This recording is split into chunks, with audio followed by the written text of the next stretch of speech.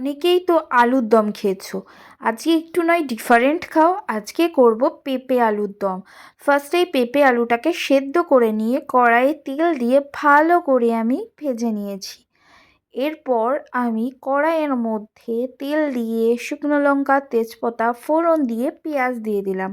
পেঁয়াজটাকে লাল লাল করে ভেজে এর মধ্যে দিয়ে দেবো আদা আর লঙ্কা বাটা, আর দিয়ে দিলাম একটু রসুন বাটা, আর দেব আমি জিরে, একটু মিষ্টি, একটু হলুদ, টমেটো, নুন, সব কিছু দিয়ে ভালো করে মশলাটা কষিয়ে নিয়ে যখন তেল ছেড়ে আসবে তখন আলু আর পেঁপেটাকে দিয়ে আমি ভালো করে কষাবো।